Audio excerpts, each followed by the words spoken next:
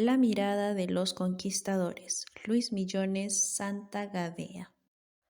Los españoles que llegan a América pertenecen a las últimas generaciones del largo desarrollo histórico que, en términos globales, se llama Reconquista. Este proceso tiene como núcleo los siglos XI, XII y XIII, y también puede ser descrito como el triunfo de la cristiandad sobre el Islam. La Reconquista marca un cambio decisivo en la orientación económica, política y de mentalidades de los habitantes de la península ibérica.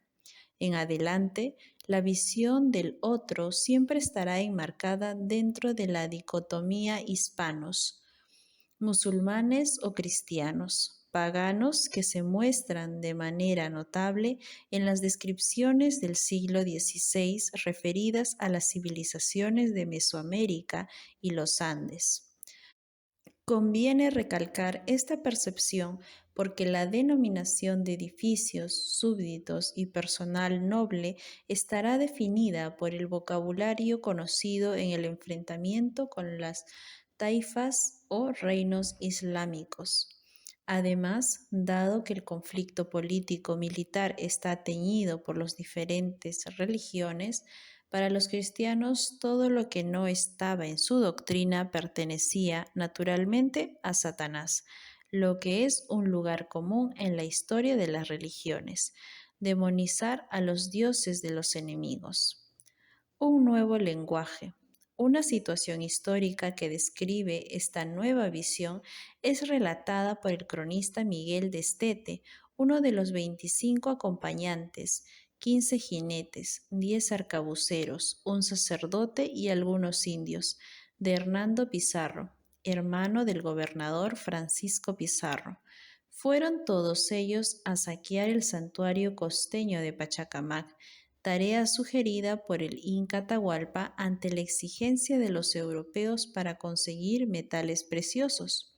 Estete y los demás, luego de recorrer lo que hoy llamamos la calle norte-sur, ingresaron al laberinto que los conduciría al interior de lo que ahora conocemos como el Templo Pintado. La tropa dominó a los guardianes que, contra su voluntad y de ruin gana, nos llevaron pasando muchas puertas hasta la cumbre de la mezquita, la cual era cercada de 3 o 4 cercas ciegas a manera de caracol, y así se subía a ella.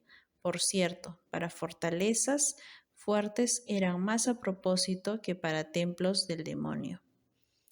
Dado el prestigio de la divinidad, ninguno de los indígenas acompañó la profanación del templo, situado en la cumbre de la elevación donde estaba edificado. Fue así como, tras el recorrido, Estete y Hernando Pizarro se encontraron frente a la entrada del santuario, que estaba cerrado.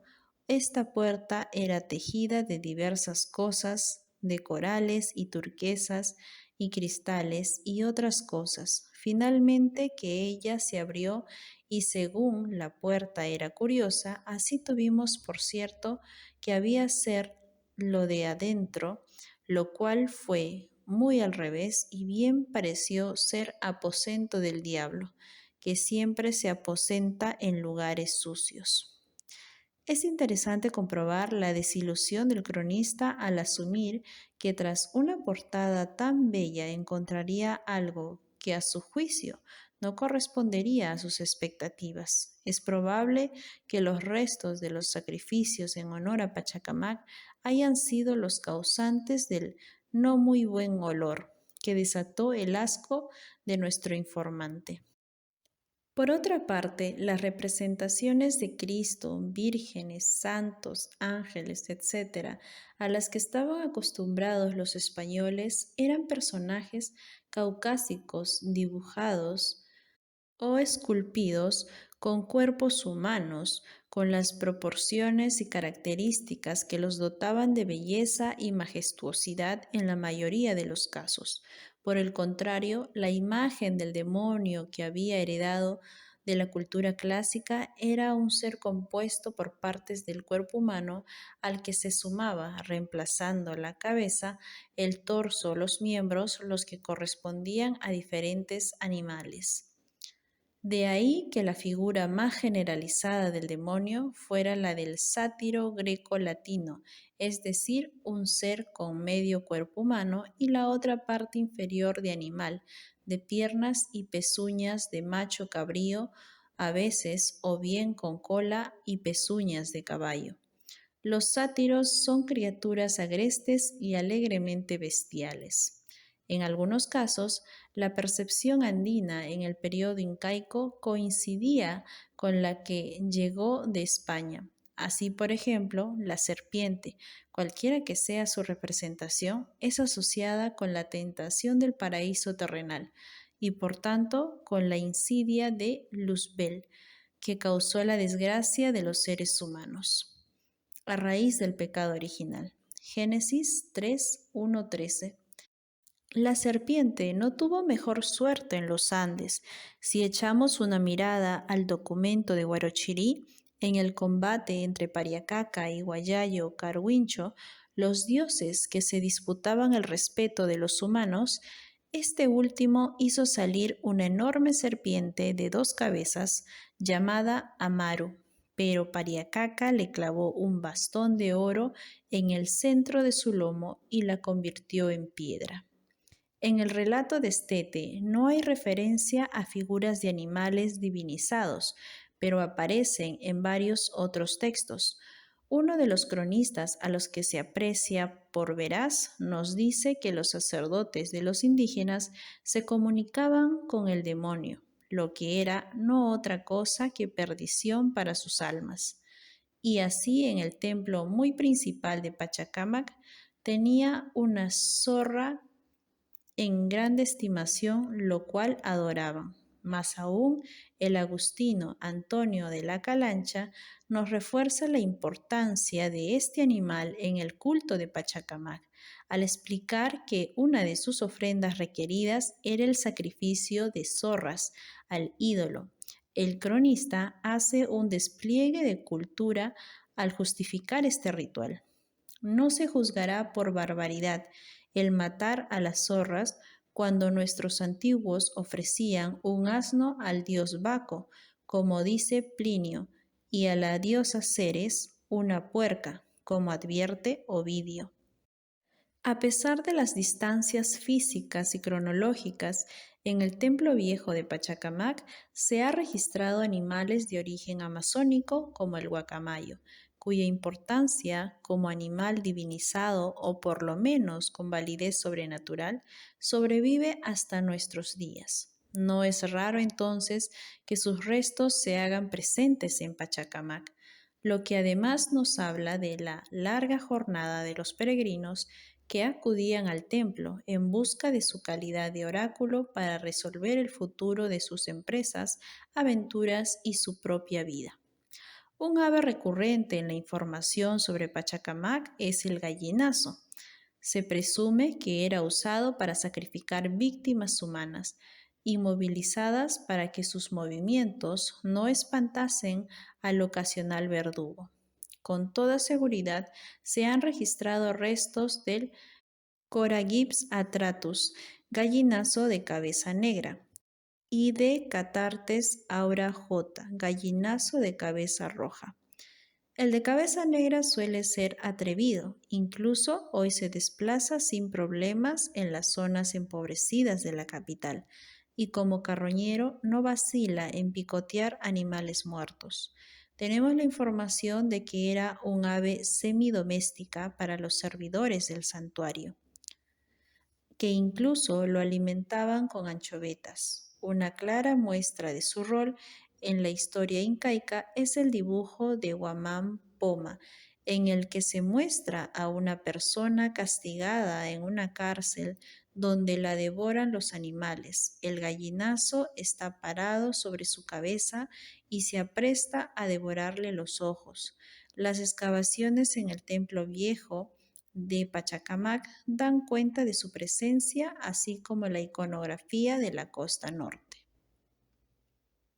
Profanando el espacio sagrado. Miguel de Estete nos narra su ingreso al espacio sagrado y dice que era una cueva muy tosca, sin ninguna labor. En medio de ella estaba un madero hincado en la tierra con una figura de hombre hecha en la cabeza de él, mal tallada y mal formada. Y al pie y a la redonda de él muchas cosillas de oro y plata, ofrendas de muchos tiempos y soterradas por aquella tierra. Hernando Pizarro y su gente salieron de lo que calificaron como suciedad y burlería de ídolo, y porque hacían caso de una cosa tan sucia y torpe como allí estaba, los cuales se refiere a los servidores del templo. Muy espantados de nuestra osadía, volvían por la honra de su Dios y decían que era Pachacamac, el cual les sanaba de sus enfermedades, y a lo que allí se entendió, el demonio aparecía en aquella cueva a aquellos sacerdotes y hablaba con ellos, y éstos entraban por las peticiones y ofrendas de los que venían en romería, que es cierto que de todo el romerío de Atahualpa iba allí como los moros turcos van a la casa de Meca. La consecuencia inmediata de este forzado ingreso al templo pintado fue deshacer la bóveda donde el ídolo estaba y quebrarle delante de todos, y les dio a entender muchas cosas de nuestra santa fe católica, y les señaló por armas para que se difundiese la señal de la cruz. Caben aquí unas reflexiones. Hernando y su hueste traían consigo los mensajeros que presumimos eran los indígenas enviados por Francisco Pizarro y el curaca de Pachacamac, quien se había quedado en Cajamarca.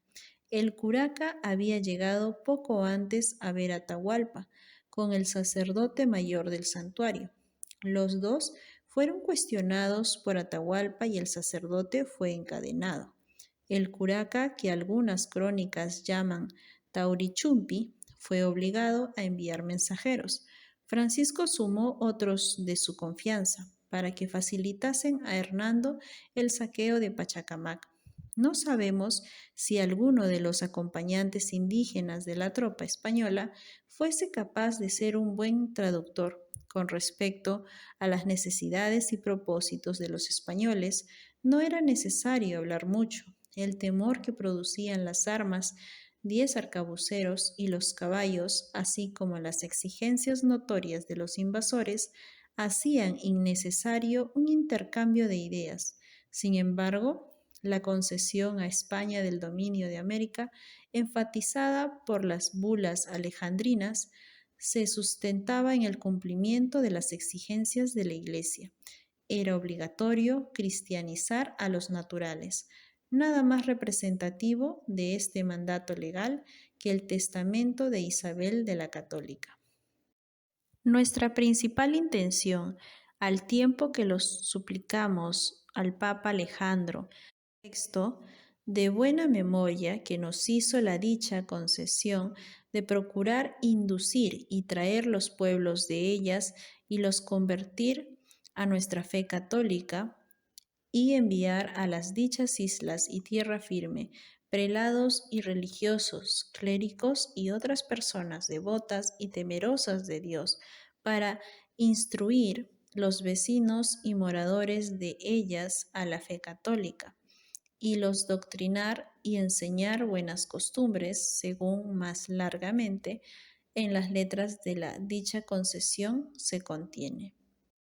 Volviendo a la expedición de Hernando Pizarro, del 5 de enero a mediados de abril de 1533, una vez destruido el espacio del ídolo, el capitán español hizo honor a la obligación de catequizar en lo que debió ser un encendido discurso, una mirada realista a lo hecho, incluyendo las misas dominicales durante la estadía de los invasores.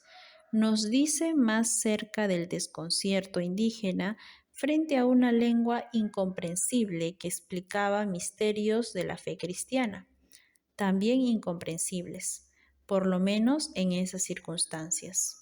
Lo que quedaba claro por los gestos y porque les señaló las armas era lo que los españoles querían, que le entregasen todo objeto, elaborado o no, pero cuyo material base fuera oro o plata, y algunos vestidos o adornos cuya exquisitez pudiese agradar al gobernador don Francisco, o bien pudiese servir como detalle curioso para sus majestades en la lejana España. Atahualpa ofrece la riqueza de Pachacamac. Jerez nos da una somera descripción del lugar, para luego narrar la reacción de los pueblos vecinos ante el discurso, actitudes y gestos de la tropa española. Sachacamac quiso decir Pachacamac, es gran cosa. Tiene junto a esta mezquita una casa del sol puesta en un cerro bien labrada, con 5 cercas. Hay casas con terrados, como en España. El pueblo parece ser antiguo por los edificios caídos que en él hay.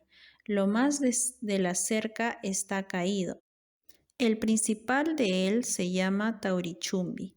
A este pueblo vinieron los señores comarcanos a ver al capitán con presentes de lo que había en su tierra y con oro y plata, maravillándose mucho de haberse atrevido el capitán a entrar donde el ídolo estaba y haberle quebrantado. El señor de Malaqué, hoy Mala, llamado Lincoto, vino a dar la obediencia de su majestad y trujo presentes de oro y plata. El señor de Oar, llamado Ayincoy, hizo lo mismo. El señor de Hualco, Huarco, Cerro Azul en Cañete, llamado Huarillí, asimismo trujo oro y plata. El señor de Chincha, al que la relación de Ortega y Morejón 1945 llama Guaviarucana. Con 10 principales suyos trujeron presentes de oro y plata. Este señor dijo que se llamaba Tambienbea, y el señor de Guarba, Huaura, llamado Huachapaico, el señor de Colixa, llamado Asi, y el señor de Sallicaymarca, llamado Ispilo, y otros señores y principales de las comarcas, traían sus presentes en oro y plata, que se juntó con lo que fue sacado de la mezquita, sumando 90,000 pesos. Nos detendremos un momento para explicar las razones por las que Atahualpa ofrece sin mayor resistencia al santuario de Pachacamac para el despojo inevitable que llevaría a cabo el hermano del gobernador. Si damos crédito a la sucesión dinástica de los cronistas, el surgimiento de Pachacamac es tardío en la valoración de los incas. Recordemos que los arqueólogos suponen que su auge pertenece a lo que llaman fines del Horizonte Medio e Intermedio Tardío, periodos que anteceden al florecer de los incas. Si aceptamos la documentación construida a partir de las declaraciones de los nobles del Cusco, Pachacamac solo habría entrado en el panteón imperial bajo el gobierno de Tupac Yupanqui, abuelo de Huáscar y Atahualpa. Su nuevo auge parece ligado al señorío de Chincha, que a la llegada de los españoles había alcanzado privilegios especiales, como el hecho de tener las andas para transportar a su gobernante, tan lujosas como la del propio Inca Atahualpa. Ello explicaría la confusión de los españoles en la captura de Cajamarca, que ataron con igual fiereza a quienes portaban a esos dos señores. Francisco Pizarro sufrió una herida en el brazo, impidiendo que ultimaran al Inca. El señor de Chincha no tuvo tanta suerte.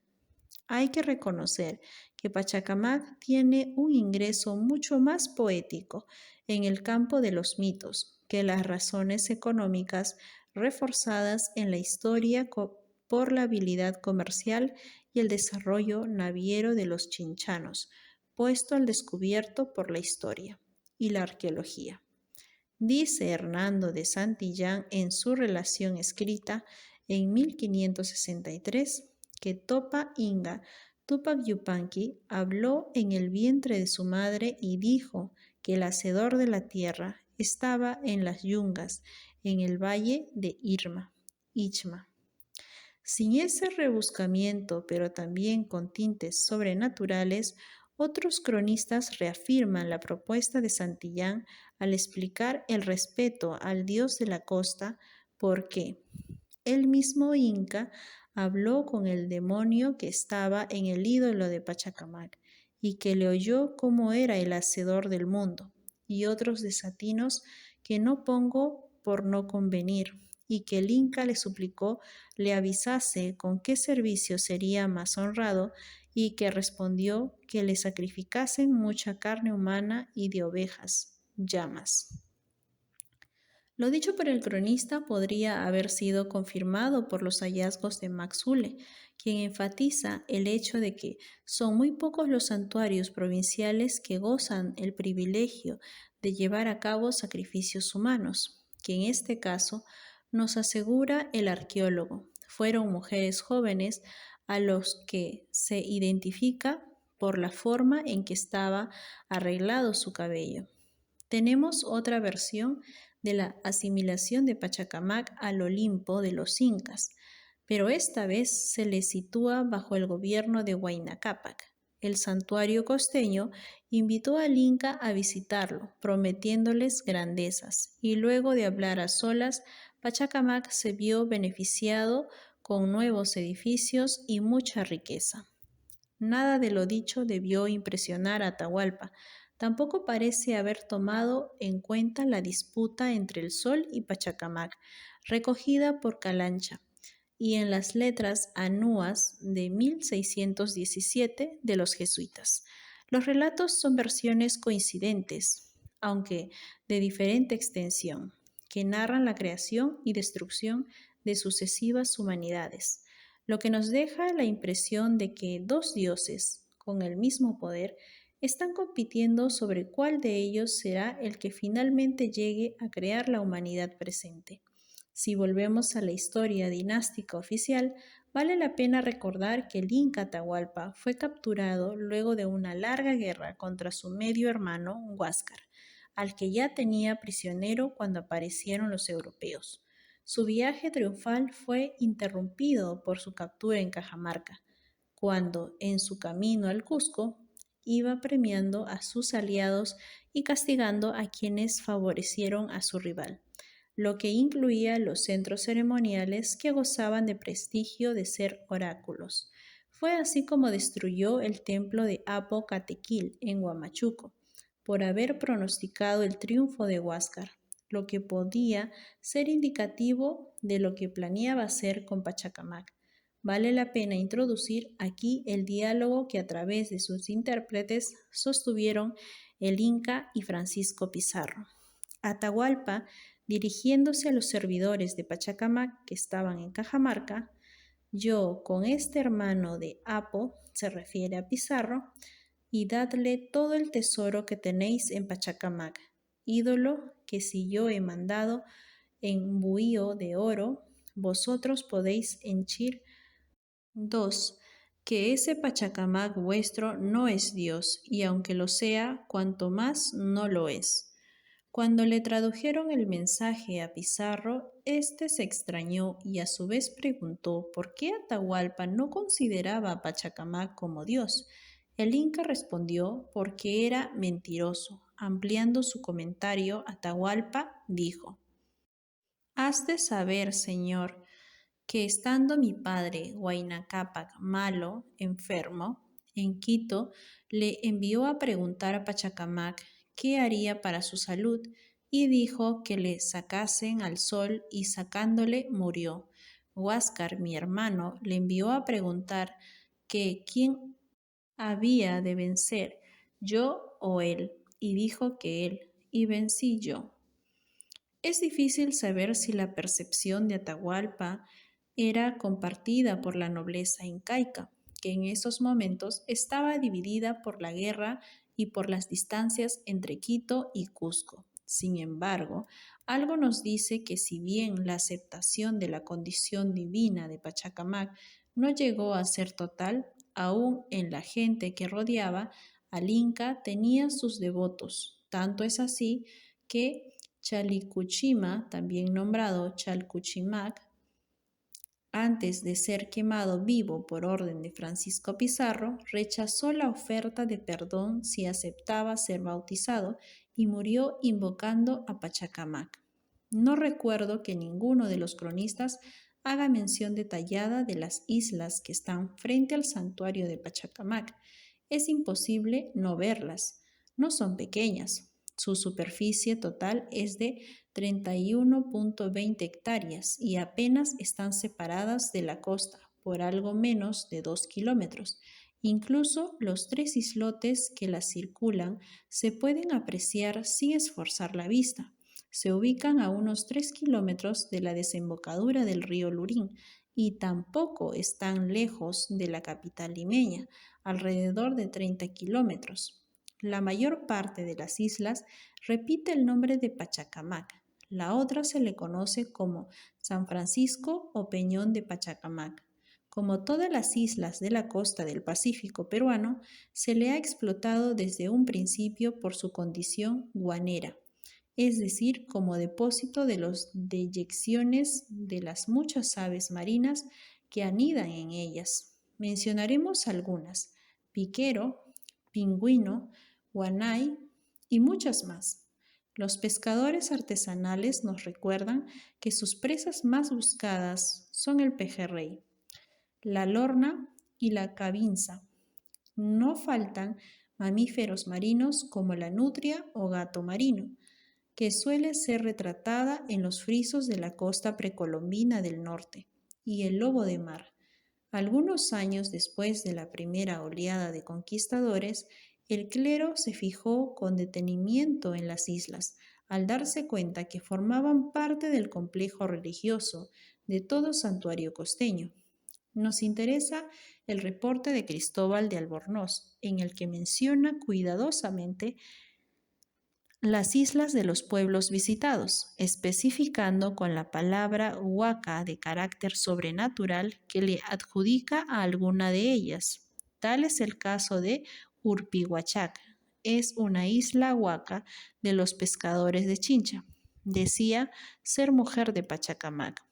Esta información debe ser completada con el manuscrito de Huarochirí recogido por el padre Francisco de Ávila, que nos informa sobre la relación sobrenatural de los dioses mencionados.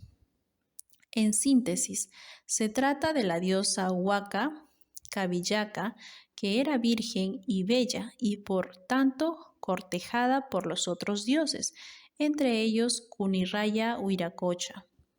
Toda esta información sobre las islas es posterior a la visita de los conquistadores y tendríamos que complementarla con la crónica de Calancha, que nos dice que los indios de los llanos que están en las costas del mar siembran su maíz con guano, estiércol de pájaros marinos que traen de peñoles, isletas y peñas. Adoran al dios de Huamancantac, derramándole chicha en la playa, y le ayunan 2 días y a la vuelta otros 2. Páginas más adelante, poniendo en evidencia las diferencias entre la concepción religiosa de los serranos frente al pensamiento de los costeños, usa como ejemplo el pueblo de Huacho, hoy Huacho, capital de la provincia de Huaura, departamento de Lima, que como los otros pueblos de la costa dicen que van las ánimas de los muertos a la isla de Huano, isla guanera más cercana, y que las llevan los lobos marinos que ellos llaman tumi. Hernando Pizarro en camino a Pachacamac.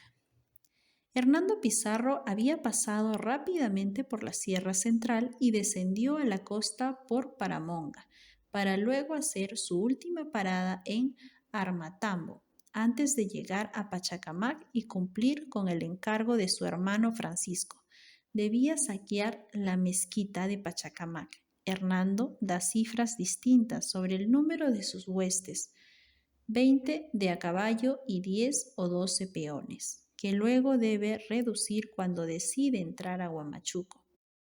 Pese a la noticia de la presencia de las tropas de Chalcuchimac, en esta circunstancia solo lo acompañan 14 de a caballo y 9 peones, por las lesiones de las cabalgaduras. Aún así, como ya se dijo, abandonando la sierra, se dirigió a tomar posesión del santuario de Pachacamac.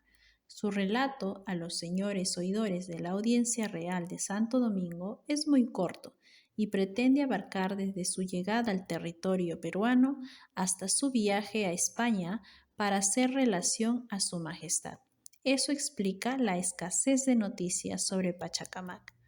Aún así, rescatamos su visión del clero indígena para culminar este ensayo analizando el destino que le cupó a los servidores u oficiales de los santuarios andinos.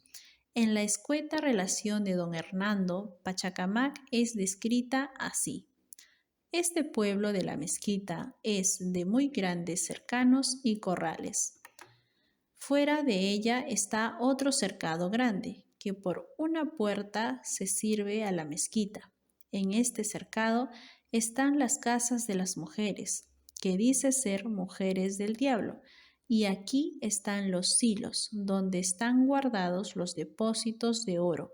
Aquí no entra nadie. Donde estas mujeres están, hacen sus sacrificios como las que están en las otras casas del sol.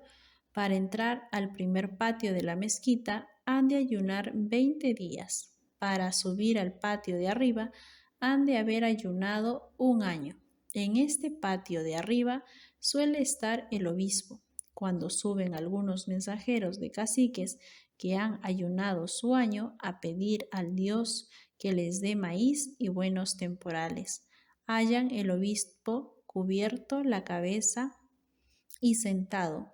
Hay otros indios que llaman pajes de Dios. Continúa Hernando Pizarro. Yo creo que no hablan con el diablo, sino que aquellos servidores suyos engañan a los caciques por servirse de ellos, porque yo hice diligencia, me preocupé en averiguar la verdad, y un paje viejo de los más privados de su Dios, que me dijo un cacique que había dicho que le dijo al diablo que no tuviese miedo de los caballos, que espantaban y que no hacían nada. Hícele atormentar y estuvo rebelde en su mala secta, que nunca de él se pudo saber más que realmente le tienen por Dios. El testimonio del primer jefe español que vio y transitó por Pachacamac nos menciona por lo menos 3 tipos de servidores de la divinidad. El obispo, que suponemos que así se refiere al supremo sacerdote de Pachacamac, los servidores del demonio y las mujeres del diablo. Nuestra preocupación está centrada en averiguar lo que sucedió con el personal religioso que cumplía sus labores de veneración al interior del santuario. En principio, la conducta adoptada desde el inicio de la conquista era de borrar toda muestra de las religiones previas al cristianismo. Algo similar había sido realizado por las sociedades precolombinas. Una vez expandidos los incas, si seguimos la historia oficial del estado precolombino, luego de Pachacuti, los andinos incrementaron el volumen de sus divinidades al seleccionar aquellos dioses o diosas de sus pueblos, aliados o conquistados, que no interferían en el culto a las divinidades del estado imperial, y sobre todo con respecto a la veneración al sol, padre de los incas. Los dioses mayores o menores de otras sociedades eran mantenidos con las modificaciones arquitectónicas, artísticas o de culto, que les dijera a los súbditos nuevos que Inti, el sol, era la divinidad más importante. Cualquiera que fuese el rango de su poder anterior, las huacas tenían que reacomodar su condición para servir al dios del Tahuantinsuyo, del que pasaban a ser una de sus deidades menores.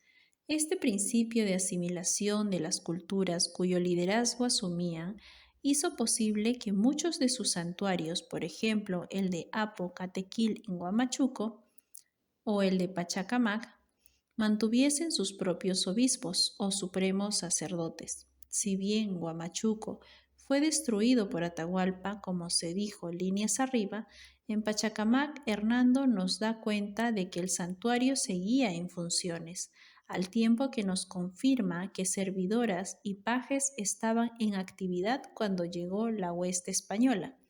Pero este despliegue ceremonial organizado por los incas no fue la única manifestación religiosa, así como el mandato del Inca convocaba, con la obligación de asistir a sus vasallos, otros cultos de nivel comunal o familiar siguieron en vigencia. Si bien sus acciones eran mucho menos visibles que las ceremonias de los majestuosos edificios del Estado incaico, con un calendario distinto del de los incas o de la Iglesia Católica, las ceremonias o rituales comunales o familiares no necesitaban de espacios vistosos que no tuvieran censura incaica, porque también esas ceremonias eran parte de su mundo sobrenatural, construyendo un conjunto de creencias que a los europeos les fue muy difícil descubrir.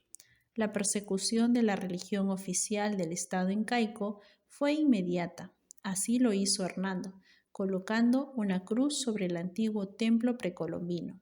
De esta forma, el hermano de Francisco Pizarro creía que exorcizaba el espacio y permitía el crecimiento de la verdadera fe.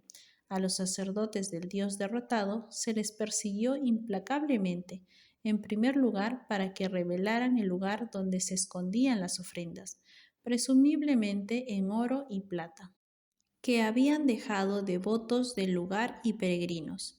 A continuación se les forzaba a recibir el bautismo, que, como sucedió con el viejo paje que cayó en manos de Pizarro, fue atormentado, pero ni se hizo cristiano ni descubrió el tesoro que ansiaba el hermano de Pizarro. Ningún templo que estuviese a la vista de los europeos quedó indemne, y el clero imperial o fue asesinado, se escondió o, como el Huillac Huma o Huillac Humu, gran sacerdote del Tahuantinsuyo, pariente próximo del Inca, se unió a la revuelta de Manco Inca en 1538 y se refugió en Vilcabamba, el último bastión del fenecido imperio incaico.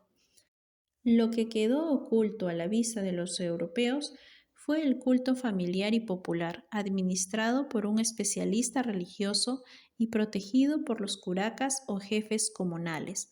A lo largo del siglo XVII sufrieron la censura católica conocida como la extirpación de idolatrías. Pero, si bien estas persecuciones fueron importantes y acarrearon numerosas víctimas, no tuvieron siempre el apoyo de la administración europea, en parte porque dañaban los intereses de la corona al castigar un número importante de indígenas que dejaban de ser tributarios.